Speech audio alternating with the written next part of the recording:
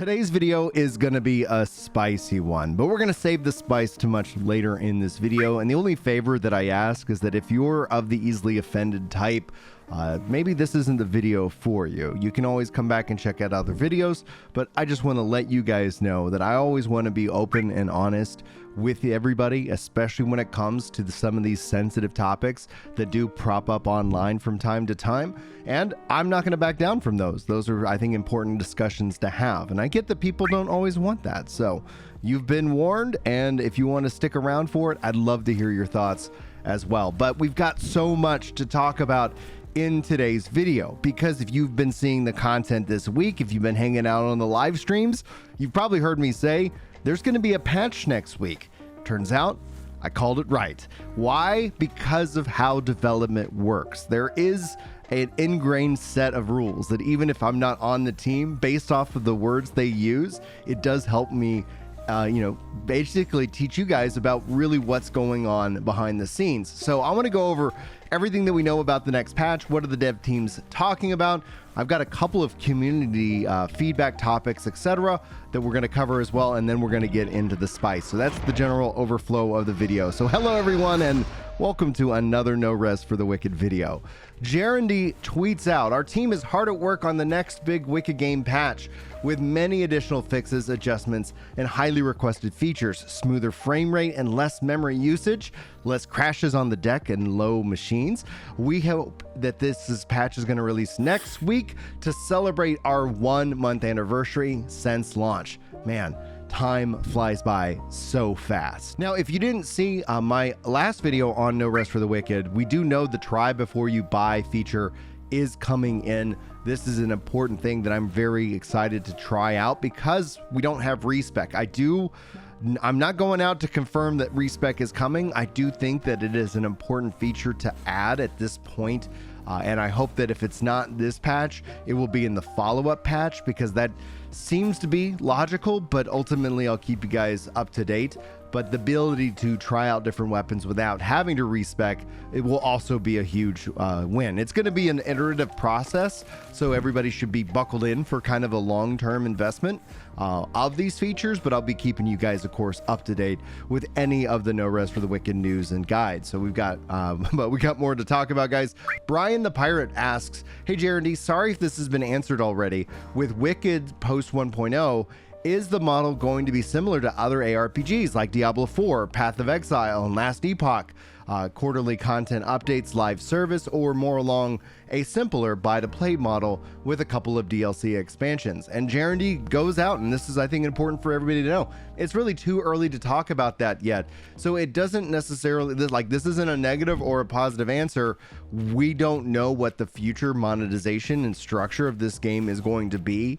And that personally excites me because I love how these things evolve, and I love that the devs are including us in the discussion of that. So when he says it's too early to tell, or it's too early to talk about that yet, it tells me that they haven't solidified their plans, which basically tells me that they are wanting to have that dialogue with us as a community. He's not coming out and saying it's going to be one thing and the other. I know there are people out there who like the buy-to-play DLC expansions. I think that's honestly what I would hope that this game becomes. But at the same time, the live service, that in and of itself, if done right, and that's the big if in the situation, we see a lot of companies just miss that mark greatly. But if done right, it can actually be both fair to the developers and exciting for us as players. However, we've seen lots of fatigue and burnout with live service, so that might be something that you don't necessarily want to pursue haphazardly. But anyway, other questions come in. Mr. BM says, I cannot wait to get this amazing update. Hopefully we'll be able to do to pet some dogs. Are we gonna get some more map areas, bosses before the multiplayer update? And JRD replies, we will have more to share on this as the devs will be progressing through their early access campaign, but dog petting is one of the highest priorities for the near-term future. Now, Havoc asks, loving the game, really only having Crucible left to do, but Do you think there's going to be further content drops before 1.0's eventual release? Guarantee confirms absolutely. They confirmed this pre-launch with their roadmap. The roadmap is intentionally vague with just a couple of key items to kind of get us excited. I'm especially estimating based off of development time and resources and what the developers have said and what we can see already in the game and as things are rolling out, is that I'm treating that roadmap as kind of like a once a quarter. Every 3 months, we're going to try to get the multiplayer milestone in. We're going to then get the more content in. So essentially giving kind of the idea that this is maybe a semi-live service kind of game in the long run, where there are something to check out with the game at least once a quarter, which ends up being, I think, a very healthy thing for those kind of style of games, and giving the hardcore players the ability to continue to consume that, while at the same time giving that re-invitation to come back and check out the game every 3 months ends up being something that I think it just works out, especially with release schedules and games, because it's important to go play other video games from time to time. Variety is the spice of life. I cover multiple video games here, so it's important to me as a content creator, but more important to me as a gamer, that you have that freedom and flexibility to do so. Mikkel writes, the future sounds great, cannot wait. Any chance the Steam Deck crashing is going to be fixed in the near future? And this is also Thomas confirming that the tech team is working on several memory issues, so the next patch should be quite a lot better already. So that's going to be something we're going to be testing out, and if you guys are playing on the Steam Deck, hopefully we'll be able to be excited for you next week as well. Ultimately, I'm so glad they're supporting these kind of devices. I think that's a really smart move. But yeah, it's still kind of a process, especially when it comes down to it. Now, Ricardo comes in with an interesting question, talking about the multiplayer trade system. Having that would be very cool. Is there any chance we're going to see that? Thomas says, yes, that's exactly what we always wanted. It would be cool if you could play Wicked in the role of fantasy of just being a merchant or a lumberjack, and their systems are actually allowing for that. Their end goal was always going to be beyond the hack and slash and push the genre forward, allowing for players to fulfill all kinds of role-playing fantasies that they might have. Player-to-player trading is already implemented, and you just approach another player and press interact in order to be able to inspect, trade, etc. This is an important kind of point, that if that system's already in place, that tells me they've already been working on the multiplayer update for a while. That gives me that hope and expectation for July, because it's not like they started working on that just a couple of weeks ago, but they've already got the trading. They've probably already got some of these systems in place. It's just going to be a function of making sure that it all works and flows together, which does take time. Now, in-game Hector says, I really want to make some tea and serve it to my homies when they come over to check out my crib. Do you reckon that it's going to be something that could be added into the game? And he says, not just tea, but beers and ales as well. So confirming that booze are coming to the game. And as somebody who's been off of booze for almost a little over 19 months right now, I'm very much looking forward to when I can reintroduce alcohol back into my system. And if it's going to be something where I can, do it virtually, I think that might suffice for the short term. If you guys haven't seen or heard, I've been on a weight loss journey for, journey is a funny word to kind of talk about weight loss. But, at the end of the day, I'm already down 70 pounds from when I started. I got about 40 more to go. And we're going to keep working on that. And not having alcohol is a help. But I've been off of alcohol for a little bit now. So I do miss it from time to time. I was never a heavy drinker, but having a nice glass of wine or a nice whiskey sour or an old fashioned kind of was always kind of up my wheelhouse. But anyway, besides my drinking addiction, thank you guys so much. I'm addicted to thanking you guys, and we've got subs coming in, and I just want to say thank you guys so much for the support. I want to always earn your sub, and if I do, sound off in the comments so I can thank you in these videos and in the comments. It really does make me happy to see your comments on these videos. And speaking of which, you guys have been so great with the last Wicked video getting over 587 likes. That is unreal. So thank you guys so much for the support. Not a lot of people checked out my latest Nintendo video, which is just under 1,000 views right now, but I knew that. But that's something that I wanted to make. I'm really excited about the Switch too. And if you guys enjoy my content and you want to support, maybe go check out the latest playlist or the latest videos as well. I don't know what YouTube's going to recommend to you guys at the end of the day, so it is what it is. Thank you guys so much for the support. Let's dive into some community discussions that I've seen going on in the comments. This isn't the spicy section, by the way. That's coming up here in a little bit, but just as kind of a reminder. Mark says, I'm not really hearing you or the devs talk about the significant negative reviews regarding terrible keyboard and mouse controls and solutions being worked on other than key bindings. And yeah, I think that's essentially kind of where this starts. This is going to be an iterative process.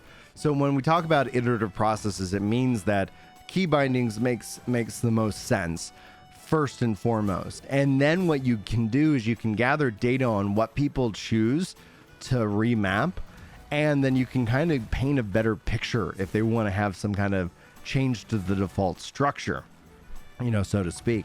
I'm glad that they have the WASD. That's usually a comment I get on a lot of my videos. As a controller player, I'm immensely satisfied. There are some changes that I'm looking forward to making, and I do wonder if we're going to see the controller piece coming in with next week's patch, but I'll keep you guys up to date whenever that happens. Space Raven says, hi Brian, new sub here. Welcome in, Space Raven. I really like the idea of skill trees and removing weapon attributes requirements. I would suggest keeping health, stamina, focus, and weight as attributes and give 1 to 2 attribute points every level, whereas all other attributes will be made into separate skill trees and each will increase the effectiveness of certain weapon types, etc. Dex for spear, bow, daggers, and knife, etc. While giving some game-changing benefits, e.g. the faith tree will grant more forgiving parry window and grant the ability to execute. That's an interesting idea. Honestly, it's going to be fun to watch how the devs implement this idea. I do feel a tree will be coming in at some point. It doesn't mean it will stay around, but I do see the developers, at least because they're talking about it openly, it does make me think that we're going to see it at some point, and as that means that, you know, their feedback in this is regard. So whether you like Space Raven's idea or not, I just wanted to highlight it because I think it ultimately is interesting. I'd like the stats to still be a thing and have a gameplay level effect. And then if they want to add skill trees on top of that, I'm all for it. I'm like, more things, you know, it's an RPG, more bars to fill, more things to grind for. Especially if that skill tree was separate from XP. Like if you had another, like if you think about Final Fantasy Tactics, you had JP for job points.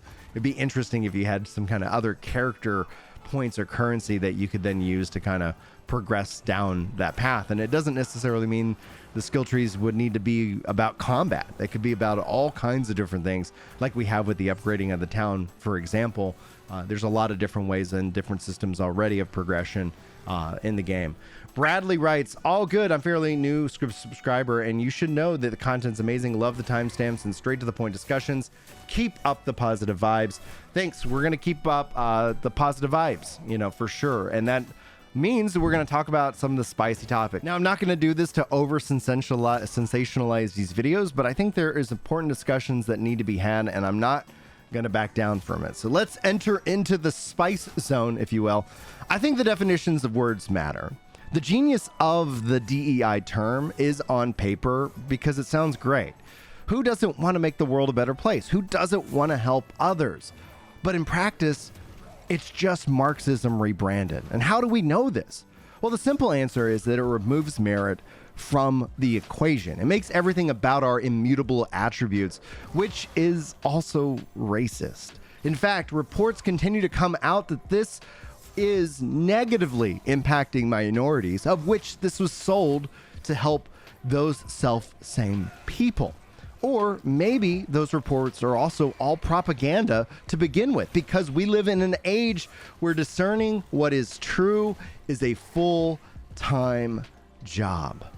And still, it's easy to get caught up in a lie. I believe truth will prevail in the end, but unfortunately, truth is freaking slow. It takes time for it to roll out. And in a perfect world run by perfect people, could DEI be effective? I don't see why not. But that world is also a pipe dream. It fails to understand who we are as a people. Flawed.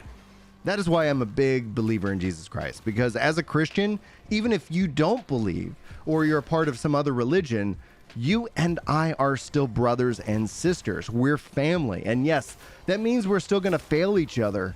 But I say this to my kids all the time. We win as a team and we lose as a team. This isn't an individual sport that we're actually playing here. And one reason why I publicly speak out and denounce the teachings of DEI is because it isn't about diversity. It's about dogma. And as a religious person, it's easy for me to tell when someone's making a religious argument because I hear them all the time. So what does this all have to do with Moon Studios? Well, we've got the likes of IGN, Kotaku, and other sources reporting that Moon Studios is just another toxic, racist, anti-Semitic place to work. IGN reports on the report that was issued that says a lengthy report details a range of allegations, most of which center on the studio's founders, Thomas Mayer and Jeremy Carroll. They include reports of constant arguments, a crunch culture which developers were expected to be available at all hours and on weekends, and a steady stream of racist, sexist, and anti-Semitic behavior.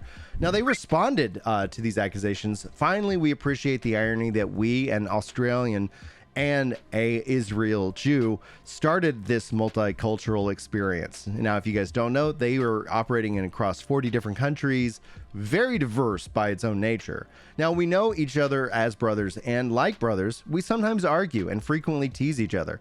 We have made jokes at our own expense about the differences in our backgrounds, and there are and may have been times where our teasing of each other has come off as insensitive and may have made others to feel uncomfortable. And it's good to see them owning up to that, because it can also, maybe it's not necessarily racist, sexist, or wrong. It just might be less than professional. And when you're running a professional business, sometimes being a professional really makes a lot of sense. But it's good to see them owning up onto it. But then the question ends up remaining, like, anti-Semitic, what are we talking about? The Park Place reports, as an example, Maher and Carroll regularly made unprofessional and offensive comments. Tyler is the only person who is aware of my previous plan to kill the Jews by making them work to death through game development, Maher joked in a text chat that was available for anyone in the company to read. Now, whether or not this is a good idea and it's beyond the point, Carroll told the staff, according to VentureBeat, but obviously trying to paint a narrative that there's a deeper bad thing going on here is a bit unfair, to be frank, and that's why the articles will characterize things might be unfair. It doesn't mean that we're perfect, and it doesn't mean that we cannot improve, nor should we improve. Now, the anti-Semitic thing, these lines, when I see people toss out these in media, really kind of speaks to how much media has been captured. So is Moon Studios a DEI-based company? I honestly don't think so, because we've also seen reports like this. Now, Alex writes, yeah, it would help if people really understood effective DEI is about hiring people who historically didn't have the network to get eyes onto the work and to have a chance at their equal skill. And that's right. Like, on paper, that's what it is. But in practice, we see it and reporting on it, and the studies show it is anything but.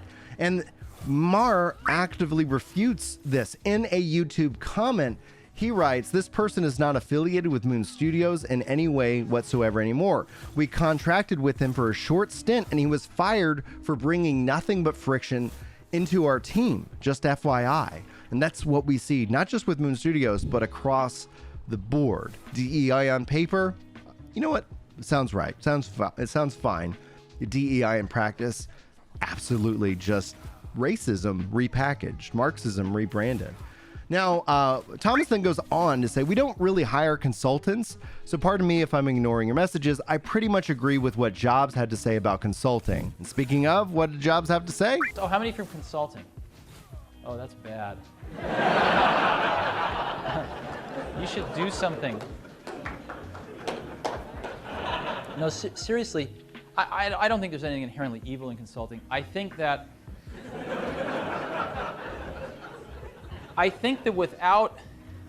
without owning something over an extended period of time, like a few years, where one has a chance to take responsibility for one's recommendations, where one has to see one's recommendations through all action stages and accumulate scar tissue for the mistakes and pick oneself up off the ground and dust oneself off, one learns a fraction of what one can. You're coming in and making recommendations and not owning the results, not owning the implementation, I think is a fraction of the value and a fraction of the opportunity to learn and get better. And so what you you do get a broad cut at companies, but it's very thin. It's like a picture of a, I could use, I'm a vegetarian so I won't use steak, but it's like a picture of a banana. You might get a very accurate picture, but it's only two-dimensional. And without the experience of actually doing it, you never get three-dimensional. So you might have a lot of pictures on your walls. You can show it off to your friends. You can say, oh, look, I've worked in bananas, I've worked in peaches, I've worked in grapes, but you never really taste it. And I think that's what I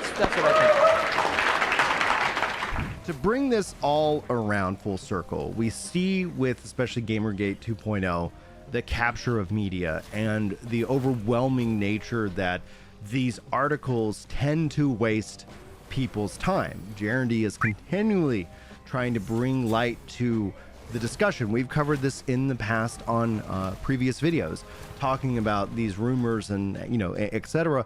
That is essentially the goal, is to keep you so very daggum busy. That's why a lot of it ends up basically making it so costly to your time that it just ends up not being worth it to kind of speak out about these kind of things. And when you do, you end up getting a massive wave of overwhelmingly negative feedback. Or you can just choose not to engage with that feedback and only focus in on the positive. But we are always here at a risk of the echo chamber, and we're always at a risk of you know, somebody just not understanding like what words mean. And that's I think the whole point. It's to keep us fighting each other so we don't actually call out the people who in power. I don't think this is a race thing. I think racism is the word that is the red herring. I think it's a class thing. The rich versus, you know, trying to keep the masses controlled. And that's just, and they use the culture war to achieve said goals. And chances are there's going to be people who are very frustrated with me in this video for what I shared. And I'm sorry to you guys. I really wish you guys all the best. I love you very much. And I respect your point of view, even if we're not going to agree on the subject alone. But I wish you guys all the best, and hopefully you'll still check out videos. But if you don't, it is, you know, that's the nature of the algorithm that drives our content. You don't have to. There's plenty of other content creators out there that you guys can go and enjoy. Now, that's going to wrap it up for today's video. This is a pretty big one. Hopefully you enjoyed and we got some good discussion out of this video. Hopefully you guys look forward to our the coverage for next week. It's going to be great. If I don't talk to you until then, have a wonderful weekend, and hopefully I will see you guys next week. But until then, guys, for Ginger Prime, my name is Brian. A special thank you so much to all the members here who support the channel. And thank you so much. If you guys want to support the channel for free, that like button is a great way of doing it. The affiliate links support me directly, and those are in the comments. And yeah, thank you guys so much for your time today. I hope that you will have a wonderful time, and hopefully I'll see you next time. But until then, take care.